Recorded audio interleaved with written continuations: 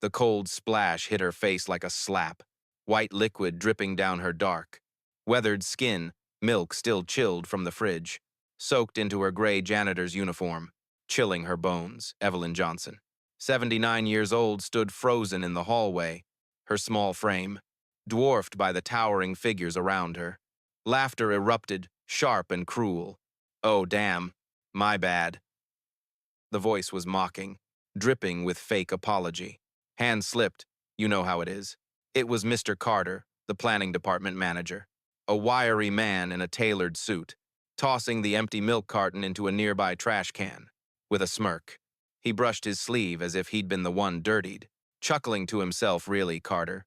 A young woman nearby piped up, her voice light but edged with amusement. She leaned against the wall, her bright red nails tapping on her phone, her short skirt catching the fluorescent light. "That's the kind of thing a manager does." She giggled, her eyes flicking to Evelyn, who stood silently, milk pooling at her feet. The womaness named Tag Red Tiffany, a junior employee with a knack for following the crowd. Carter snorted, his grin widening. What cleaning up messes is her job. Ain't it janitors gotta earn their keep? He looked down at Evelyn, his gaze heavy with condescension. "Besides, who else is gonna mop this up? You black folks are used to scrubbing, right?" The words landed like a punch, laced with the casual racism that stung worse than the milk.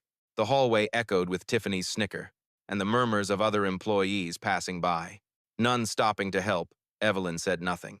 Her hands, calloused from years of work, gripped the mop handle tightly, but her face remained impassive, the milk soaked into her uniform, cold and sticky, seeping through to her skin. She was 79, her hair white and tied back, her eyes sharp despite the weight of years. To everyone here, she was just the old black janitor, invisible except when they needed something to mock. But no one in this gleaming corporate tower knew her true story. Evelyn Johnson, wasn't he just a cleaner? She was the founder of this company, the one who rebuilt it from a single warehouse 40 years ago into a global powerhouse. Once the CEO, now she wore the uniform of the overlooked, blending into the background, to see what her empire had become. She knelt slowly, her knees creaking, and began wiping the spilled milk with a rag. The motion was deliberate, almost reverent, as if the floor deserved more respect than the people around her. No one offered a hand. No one stopped to ask if she was okay. Somewhere in the distance, a phone camera clicked, capturing her humiliation for a quick post or a laugh. Evelyn ignored it, her heart heavy, with a single question that echoed in her mind. Where did this company go wrong? 40 years ago, Evelyn had started this business with nothing but a dream and a relentless will. A black woman, in a world that rarely gave her kind a chance. She'd had turned a small warehouse in Detroit into a corporation with offices across the globe. It was her pride, her legacy. She'd had poured her soul into building a place where hard work mattered more than who you were, where every voice could be heard. A few years back, she stepped down, passing the reins to her son Marcus, a man with an MBA from Wharton and a head for numbers. She'd had trusted him to carry her vision forward. He was serious-driven, the kind of leader she thought could keep the company true to its roots. But something was off. The quarterly reports Marcus sent her were pristine. Profits up, growth steady, but the numbers felt hollow. Evelyn's instincts, honed over decades, told her the company was hiding something. The air in the offices felt wrong, like a house with a leak you couldn't see, but could smell. She knew the truth wasn't in the boardroom, or the spreadsheets. It was on the ground. In the corners, no one bothered to look, so she made a choice. She shed her title, her name and her tailored suits, trading them for a janitor's uniform. If you wanted to see the real company, you had to become invisible. You had to be the one they ignored. And this milk-soaked moment in the hallway was the first thing she saw. It was just past 11 a.m. Evelyn mopped the hallway on the 12th floor, her movements slow and precise, as if she were speaking to the floor itself. The tiles gleamed under her care, each swipe of the mop a small act of defiance against the chaos around her. The corporate office buzzed with activity, phones ringing, keyboards clacking, employees rushing to meetings, but Evelyn was a ghost to them. Her presence barely registered, unless someone needed a spill cleaned or a trash can emptied. Then came the sharp, rhythmic click of polished shoes. A man approached, his navy suit crisp, His hair neatly trimmed Marcus Johnson, her son now CEO. He walked with purpose, his eyes fixed on his phone, scrolling through emails or reports. Evelyn paused her mop, still watching him. For a fleeting moment, their eyes met, or so she thought. But Marcus's gaze slid back to his screen, his steps never slowing, no greeting, no nod, not even a glance to acknowledge the old, black woman in the janitor's uniform. He passed by, his focus elsewhere, leaving only the echo of his footsteps. Evelyn's heart sank. This was her son, her only child, the boy she dead raised to see people. Not just numbers, but his eyes were different now, cold, distant, like he'd forgotten how to look at the world around him. You used to have kinder eyes, Marcus. She thought, her grip tightening on the mop. She resumed her work slower now, each stroke a reminder of her mission, to save this company. He'd have to start from the bottom, where the truth lived. Later that morning, Evelyn was delivering a stack of papers to the administrative office when a shout cut through the hum of the workplace. "How many times do I have to tell you this? ISNT what I asked for." The voice was harsh, commanding attention. In front of a copier stood a young black woman, her posture stiff, her head bowed. A middle-aged man in a gray suit loomed over her, his face red with anger. "You're just a temp, and you're screwing up like this. What is wrong with you people?" The words stung, the phrase, "you people," carrying the weight of racial disdain. The young woman, maybe in her mid-20s, wore a simple beige cardigan and black slacks. Her appearance understated but neat, her hands clenched at her sides, her shoulders trembling slightly. Evelyn paused in the doorway, watching the woman's name tag read Maya Williams. She was trying to speak, her voice soft but firm. "I'm sorry, sir, but the instructions said to." "Don't give me excuses," the man snapped, cutting her off. "This is why you'll always be a temp. No one else gonna hire someone like you for a real job." The insult landed hard, and Maya's shoulders shook, as if the words had physically struck her. The man whose name tag identified him as Mr. Thompson, a mid-level supervisor, turned and stormed off, leaving Maya alone by the copier. The office went quiet, other employees glancing away, or burying themselves in their work. No one stepped in, no one cared. Evelyn approached slowly, her steps deliberate. "You okay, honey?" she asked, her voice low and warm. Maya's head snapped up, her eyes red but dry, as if she detrained herself not to cry. "I'm fine," she said quickly, her voice barely above a whisper. "They told me not to talk to non-employees." The hesitation in her words carried fear, exhaustion, and something deeper, a resignation to being unseen. Evelyn nodded, her expression soft but unyielding.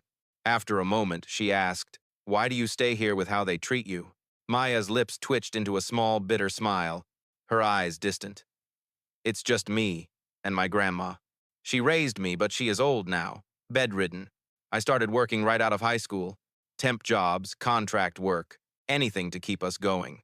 I don't just want any job. I want to be permanent here. I thought if I worked hard enough, I could make a life for her. You know, make her proud." Her voice cracked, but she held it together, her words heavy with purpose. Evelyn's chest tightened. This young woman was fighting for someone else, standing tall despite being dismissed and degraded. "What's your name?" Evelyn asked gently. "Maya," she replied. "Maya Williams." Evelyn smiled, her eyes crinkling. "How about lunch sometime, Maya? I only know the cheap stuff in the cafeteria, but it's good enough for me." Maya's eyes widened, surprise flickering across her face. Then, for the first time, a small, genuine smile broke through. "Sure," she said softly. I'd like that Evelyn saw something of her younger self. In Maya's determination, her quiet strength. This girl has got fire, she thought. I've got to make sure this place doesn't snuff it out. A spark ignited in her. I resolved to protect Maya and uncover the rot in this company. That night, the office was nearly empty. The hum of fluorescent lights, the only sound besides the steady clack of a keyboard. Maya Williams sat at a worn desk in the corner, her eyes locked on a computer screen. It was well past 8 p.m., the city lights twinkling outside the high-rise windows. Evelyn, finishing her rounds in the meeting room, noticed a faint glow spilling from the office. Curious, she approached quietly. On Maya's screen was a proposal. Charts with clean lines, data meticulously sourced, user trends analyzed with precision. It wasn't the work of a novice. It was the kind of document that could shift a company's direction. Evelyn's eyebrows rose. "You made this all by yourself?" she asked, her voice startling Maya. Maya jumped, nearly knocking over her water bottle. "Oh, sorry. I forgot to lock the door," she said, standing quickly. "Yeah, it's mine," they said. "Temps get a chance to pitch ideas, so I thought I'd try." Her voice was hesitant, as if she expected criticism. Evelyn studied the screen, her sharp eyes catching the details. "This is good, Maya. Really good. It's got heart and brains. It'll get noticed." Maya's eyes lit up just for a moment, a flicker of hope breaking through her guarded expression. "No one has ever said that about my work before," she said softly, almost to herself.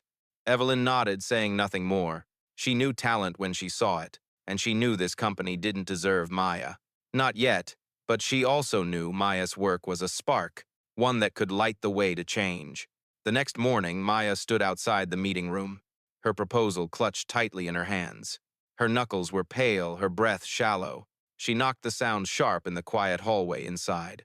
Mr. Harris, the sales department manager, sat at the head of the table, his face set in a permanent scowl. "What's this?" he said, eyeing Maya like she was an intruder. "A temp pitching you serious." Maya swallowed her voice, steady despite her nerves. "Yes, sir. It's about the new market trends I've been working on." Harris snatched the proposal, flipping through it with a dismissive grunt. "Cute," he said, his tone dripping with sarcasm. Before Maya could respond, he tore the pages in half, letting the pieces flutter to the floor. "This is trash. Numbers are all fluff. Just some black girl trying to play smart." The racial jab cut deep, and Maya's hands trembled. "But I checked the data," she started. "Shut it," Harris snapped. Leaning forward, "Temps do what they're told. You think you're one of us. Who gave you permission to waste my time?" The room went silent. The other employees avoiding Maya's gaze. Some stared at their phones. Others shuffled papers, pretending not to see. Harris's scowl shifted to a grin as he held up another proposal, this one barely 2 pages long. "Now, this," he said, waving it like a trophy. "This is the real deal." It was by his nephew, Ethan Harris, a junior employee with a smirk to match his Uncle S. The document was a mess. Vague ideas. No data, no substance. But Harris beamed this kid's got vision. You can tell he has got the right blood. The room erupted in forced laughter, employees chiming in with praise. Genius, Ethan, future leader, right there. Maya stood alone, her torn proposal at her feet, her face a mask of composure hiding the pain. From the hallway, Evelyn watched, her hands gripping her mop so tightly. Her knuckles ached, the injustice burned in her chest. The casual racism and favoritism, a poison spreading through her company. This ends now, she thought, her resolve hardening like steel. She wouldn't to let Maya's work, or her spirit be crushed by this place. Evelyn Johnson stood in the hallway, her mop, still her dark eyes fixed on the meeting room, where Maya Williams' proposal lay in tatters. On the floor, the laughter of Mr. Harris and his nephew. Ethan echoed through the glass door, their voices thick with smug satisfaction. Maya, her shoulders slumped, gathered the torn pages, her face a mask of quiet endurance. The casual racism in Harris's words. Some black girl trying to play smart, burned in Evelyn's chest like a coal. She'd built this company to be a place where talent shone, no matter the person's skin or status. But this was a betrayal of everything she'd fought for. Her grip on the mop tightened, her resolve hardening. This company is sick, she thought, and I'm going to cut out the rot. It was 11 a.m., and the office buzzed with the chaos of an impending client visit. Evelyn stood outside the executive suite, a bucket of rags at her feet, blending into the background as employees rushed past, their voices tense through a crack in the door. She caught a glimpse of something that made her blood run cold. Mr. Harris, the sales department manager, was handing a bulging manila envelope to a man in a flashy suit, his watch glinting under the fluorescent lights. "Next month, deal is locked in, right?" the man said, peering into the envelope with a nod. Evelyn's heart thudded. She recognized the client, a big name from a partner firm. The envelope wasn't just paperwork. It was stuffed with cash, a bribe sealed with a handshake. Evelyn pretended to wring a rag, her hands trembling slightly. She'd seen enough to know this wasn't a one-off. This was the kind of deal that kept the company S numbers looking clean while poisoning its soul. She stayed still, her gray uniform making her invisible, as Harris's voice carried through the door. "You got it, we'll keep the pipeline open." The client slipped the envelope into his briefcase and left his steps confident. Evelyn waited until the door clicked shut, then moved on, her mind racing. They're selling this company's future for pocket change. She thought she'd need proof. Hard, undeniable proof. Later that afternoon, Evelyn was assigned to clean Harris's office. On the fourth floor, the room was empty, the air heavy with the scent of coffee and cologne. On his desk sat a stack of receipts carelessly left out. A half-drunk energy drink. Holding them down, Evelyn glanced around, ensuring no one was near. Then picked up a receipt. Her eyes scanned the details. $21,800 for a night at a high-end downtown club. $2,100 for late-night cabs.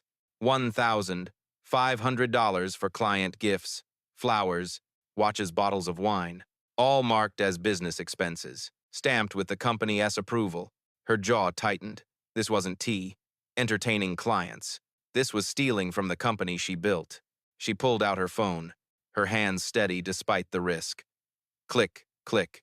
She snapped photos of each receipt, her movements quick but careful. Every dollar spent on clubs and cabs was a dollar taken from employees, like Maya, from the people who kept this place running. She returned the receipts to their place, her heart pounding as footsteps approached. "Forgot to lock up." Harris's voice boomed as the door swung open. Evelyn slipped her phone into her pocket, tying a trash bag with practiced ease. "Just the garbage, sir," she said, her voice low. Her eyes on the floor, Harris narrowed his eyes, his gaze lingering on her. "You didn't touch my desk, did you?" His tone was sharp, suspicious. Evelyn shook her head. "Just the trash can, sir." "It was full," he snorted, waving her off. "Knock next time or you're out." Evelyn nodded, grabbing her bucket and leaving. The water inside sloshed, lukewarm and stale, mirroring the company's air. As she walked away, the squeak of her cart's wheels was the only sound. She knew she was close to something big, something that could bring this house of cards down. Days later, another incident shook the office. Who sent this garbage to sales? Ethan Harris, the manager's nephew, stood in the open plan office, waving a botched report like a weapon. His eyes landed on Maya, who was sorting papers at a corner desk. "You copied this, didn't you?" Williams. His voice was loud, drawing attention. Maya's eyes widened, her hands pausing. "No, sir. I didn't get those instructions. That report wasn't T." "Don't lie." Ethan slammed his fist on the desk, making Maya flinch. "You messed this up to make yourself look good, didn't you?" The room went quiet. Employees glancing away. There's silence. "Complicit, Mr. Harris." Ethan's uncle stepped forward, his voice low but venomous. "You think you can talk back? Temp, a black girl with no degree, no connections. Where do you get off acting like you belong here?" The racial edge in his words was unmistakable, cutting deeper than any insult. He leaned closer, his voice dropping. "You get fired, who's gonna take you? You got that sick grandma to worry about. What happens when she's got no one?" Maya's knees trembled, her face paling. No one spoke up, no one moved. The office felt like a stage, and Maya was alone in the spotlight, her dignity stripped bare. From behind a nearby copier, Evelyn watched her phone in hand, the recording app's red button glowing. Harris's words, Ethan's accusations, Maya's trembling voice, they were all captured. This is enough, Evelyn thought. Her hands steady, she decoyed them in their own trap. The resignations were piling up. Evelyn had noticed the pattern. 10 employees gone in 6 months, most from sales and planning. She'd found scraps of resignation letters in the trash, some marked with phrases like hostile environment or racial harassment. It wasn't just bad management. The company was purging anyone who didn't fit its mold. Evelyn began collecting evidence. Torn papers, receipts, even old emails printed and discarded. She recorded conversations, backed up files, and organized everything into a small folder. Each piece was a brick in the case she was building. In the cause office, Marcus Johnson sat with his assistant, reviewing the latest reports. Profits are up, turnover Steady, he said, his voice calm.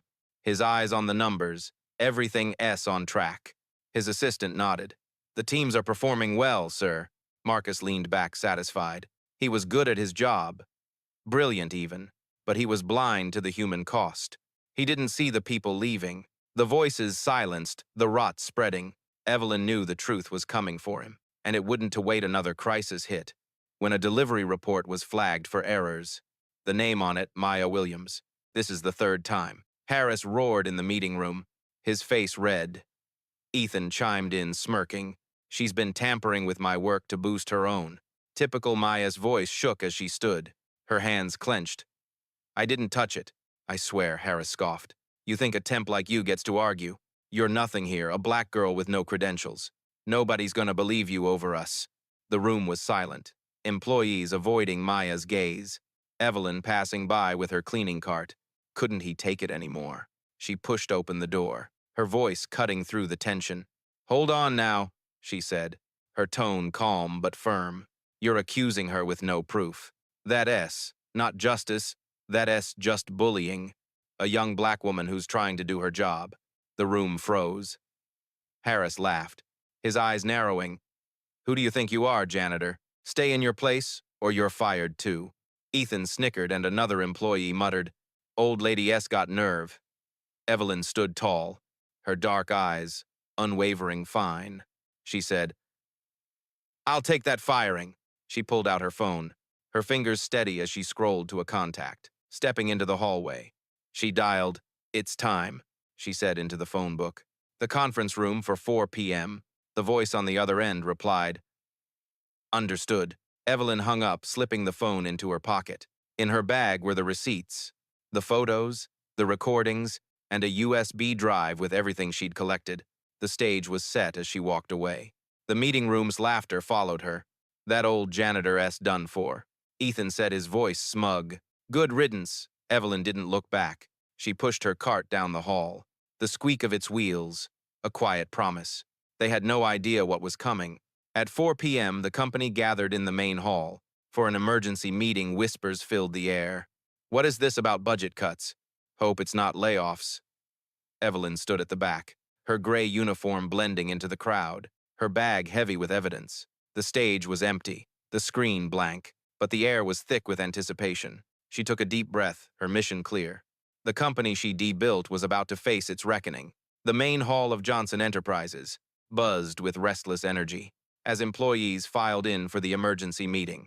At 4 p.m., the air was thick with confusion and irritation. What is this about? Budget cuts. One employee muttered, better not be layoffs. Another grumbled, scrolling through their phone. The stage stood empty, the screen blank, but the tension was palpable. Evelyn Johnson, Pedwar Arbeimthega Thrygain, stood at the back, her gray janitress uniform blending into the crowd. Her bag, heavy with evidence, rested at her feet. No one noticed her, just as she deplaned. She took a deep breath, her dark eyes steady. The company she debuilt from a Detroit warehouse 40 years ago was about to face its truth. The crowd quieted as the back door opened. Evelyn stepped forward, her worn sneakers silent on the polished floor. She climbed the stage, her white hair tied back, her small frame unyielding. Whispers rippled through the room. The janitor, a young employee, scoffed, elbowing his colleague. What else she doing up there? Mr. Carter, the planning department manager, leaned back in his chair, smirking. Some kind of prank, Mr. Harris. The sales manager muttered to his nephew, Ethan. Didn't we fire that old lady?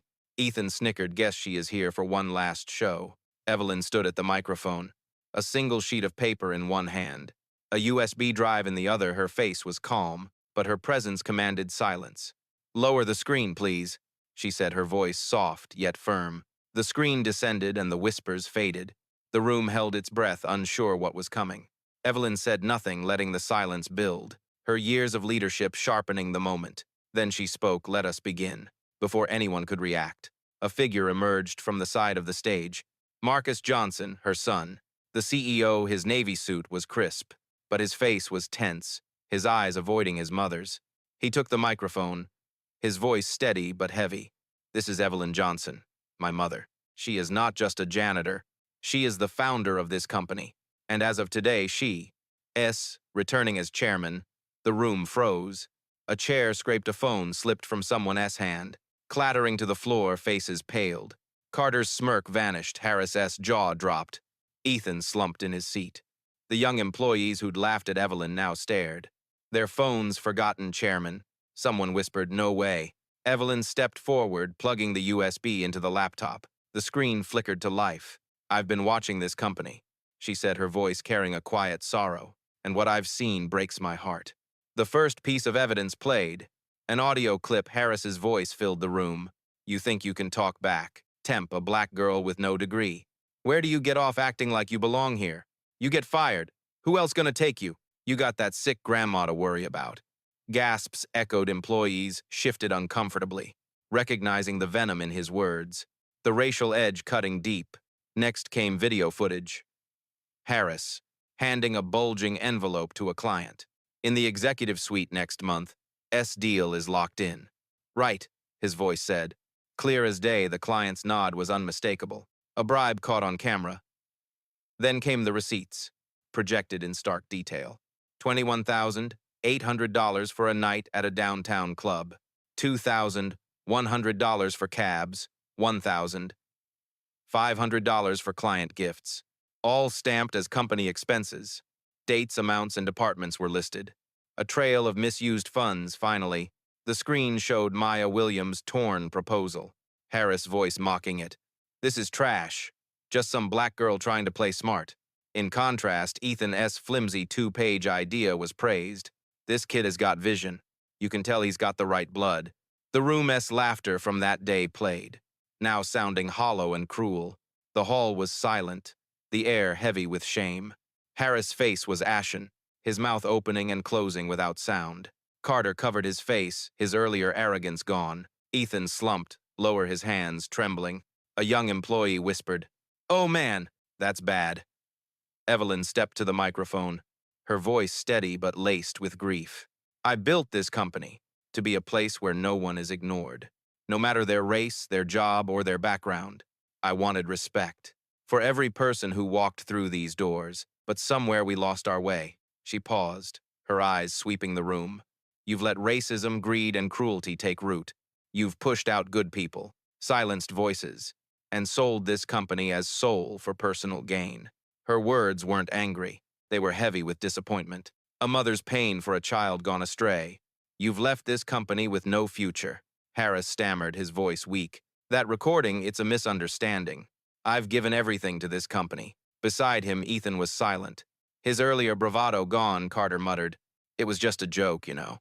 Not serious, but the room's mood had shifted.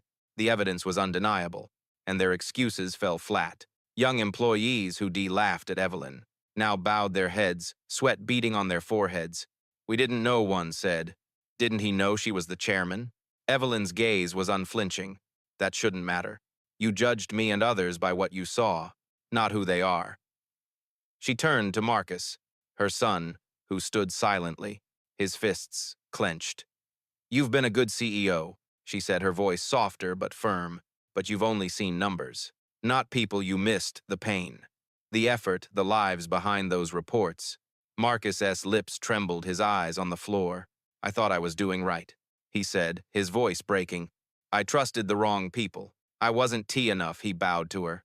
"Not as a CEO, but as a son," his shoulders heavy with regret.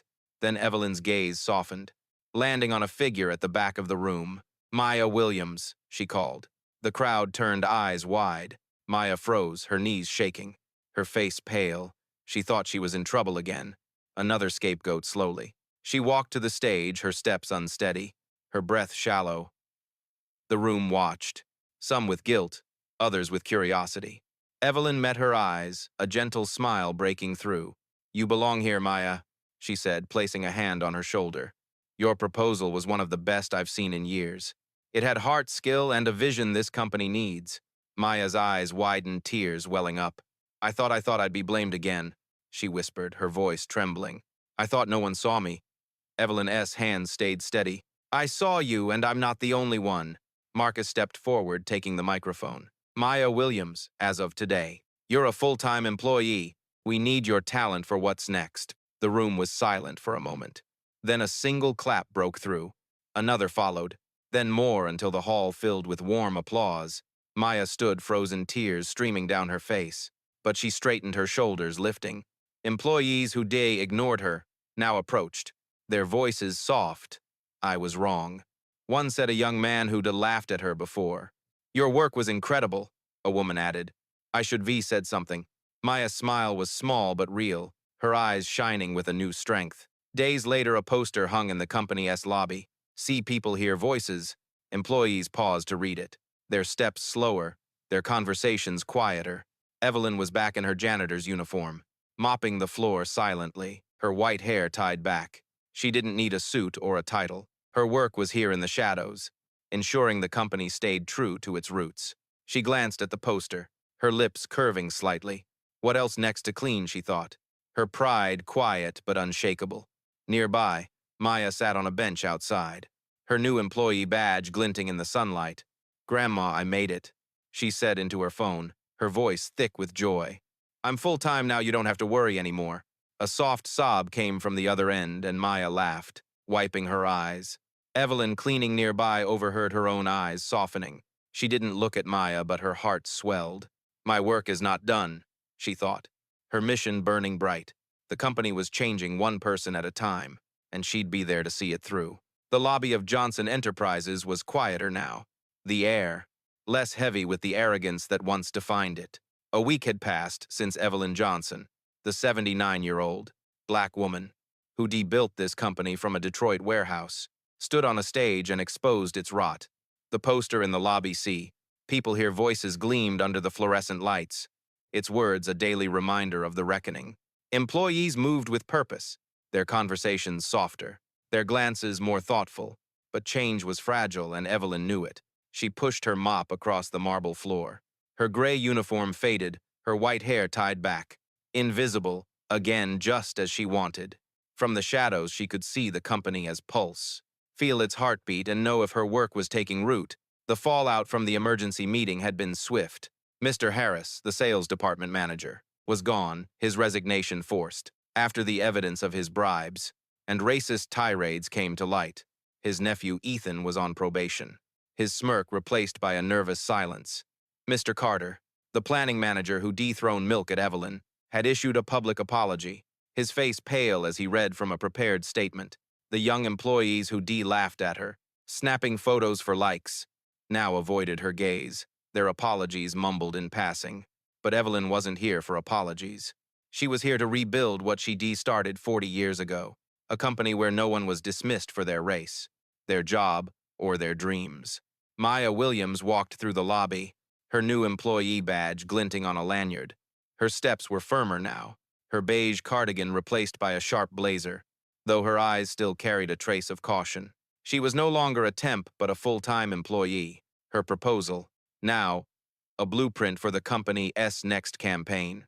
Evelyn watched her from the corner, her mop moving steadily. Maya's smile, small but growing, was a spark of hope in a place that had nearly snuffed her out.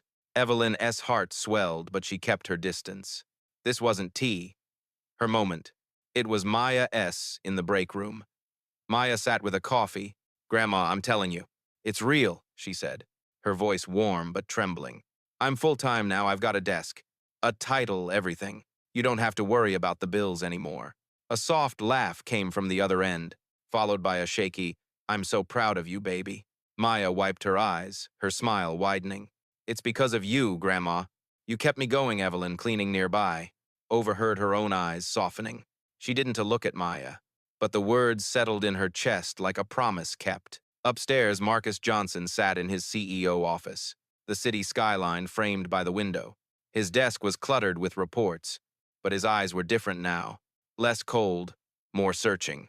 The meeting had shaken him, his mother's words, cutting deeper than any boardroom critique. You only saw numbers, not people, she said, and the truth had left him raw. He'd spent days reviewing Evelyn's evidence, meeting with department heads and drafting new policies. No more unchecked expenses, no more favoritism, and no more tolerance for the racism that had festered under his watch. He was trying, but the weight of his failure lingered. I let her down, he thought, his fingers tracing the edge of a photo. Him and Evelyn years ago, smiling outside the first warehouse. Evelyn, meanwhile, kept her routine. She arrived before dawn, mopping floors and emptying trash cans. Her presence, a quiet anchor. Employees noticed her now, some offering hesitant nods, others avoiding her altogether. She didn't mind respect. Wasn't about recognition. It was about change in the sales department, where Harris' absence left a void. A new manager, Miss Torres, had taken over. She was tough, but fair. Her meetings open to all ideas, not just those from the right people. Maya's proposal was the centerpiece of their next strategy, its data now guiding the team. Evelyn overheard snippets of praise in the halls, that Williams' girls got something special, and her lips curved slightly. That's right, she thought. See her now, but not everyone was ready to change. In the cafeteria, Evelyn overheard whispers from a group of junior employees. They're just overcorrecting, one said, glancing at Maya across the room. Promoting her because she's black, not because she's good. Another shrugged. Gotta look diverse now. Right after the old lady S stunt, the word stung, but Evelyn didn't teeth flinch. She'd heard worse in her time. Decades of slurs and slights. As a black woman, building a business in a world that didn't want her, she jotted their names in her mind. Her mop moving steadily, they'll learn, she thought, or they'll leave. Maya faced her own challenges. In her first team meeting as a full-time employee, she presented her proposal, her voice steady but her hands trembling slightly. Miss Torres nodded approvingly, but a few colleagues exchanged glances. Their skepticism, clear, solid work, Torres said, but can you handle the follow-through? Maya swallowed her jaw tight. Yes, ma'am. I've been preparing for this. After the meeting, a coworker leaned in. His tone patronizing, don't take it personally. But you're new. Gotta prove you're not just a diversity hire. The phrase hit like a jab, but Maya stood tall. I'll prove it with my work, she said, her voice firm. Evelyn, cleaning the hallway outside, caught the exchange. Keep fighting, girl. She thought, her resolve strengthening. One evening, Evelyn found Maya working late. Her desk lamp, the only light in the office. Papers were spread out. Her laptop opened to a new set of charts. Evelyn paused her cart, creaking. You don't quit, do you? She said, her voice warm. Maya looked up, startled, then smiled. Can't afford to. Gotta make sure this sticks. Evelyn nodded, her eyes tracing the charts. It's good work, Maya. Better than good. Maya's smile faltered, her voice soft. Some people still think I don't belong. Like I got this because of, she gestured vaguely. The weight of diversity higher. Unspoken but clear, Evelyn leaned on her mop. Her gaze steady leckin talk. You're here because you earned it. They'll see it, or they'll answer to me. Maya laughed, a small, grateful sound. You're tough, Miss Evelyn. How do you do it? Evelyn's eyes crinkled. I've been fighting longer than you've been alive, honey. You learn to keep going. Maya nodded, her shoulders straightening. Evelyn pushed her cart away, but her heart stayed with Maya. She asked the future, she thought. Weeks passed and the company began to shift. New training, sessions on workplace respect were mandatory, with a focus on rooting out racial bias. Employees grumbled, but attendance was high. Marcus met with Maya, asking for her input on the new policies. You've seen the worst of this place, he said, his voice earnest. Help me make it better. Maya hesitated, then spoke her words, measured but bold.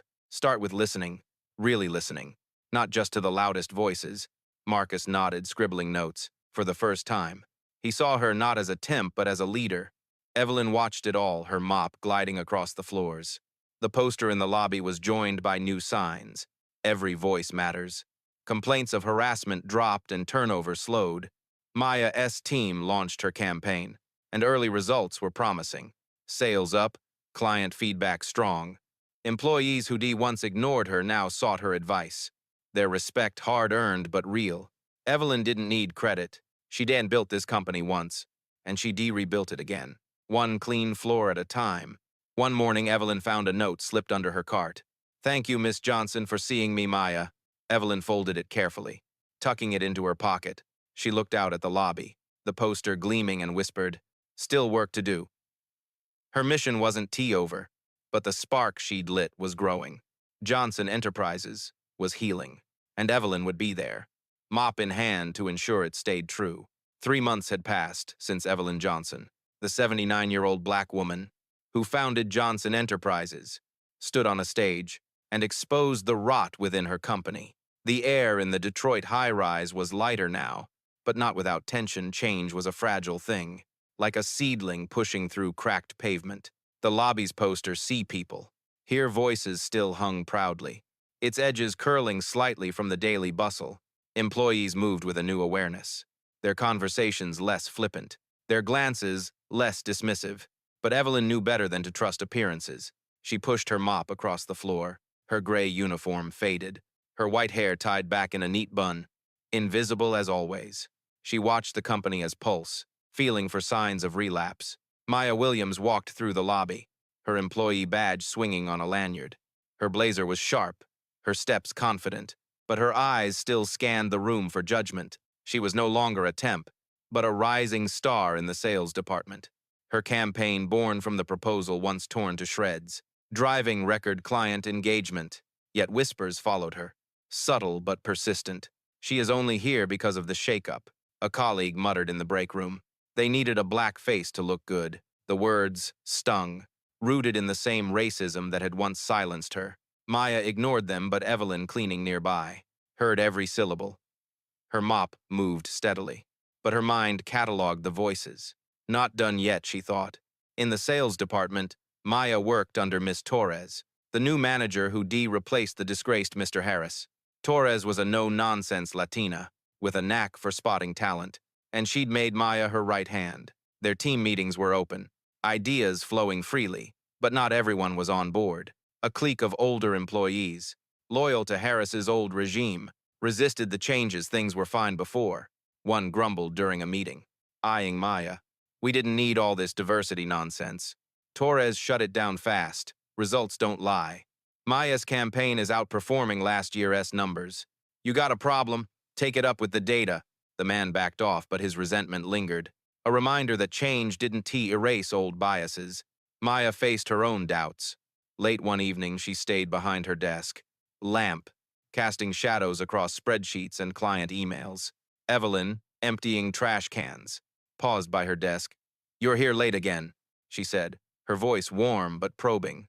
Maya looked up, her face tired but determined. "Gotta keep up, Miss Evelyn. They're waiting for me to slip."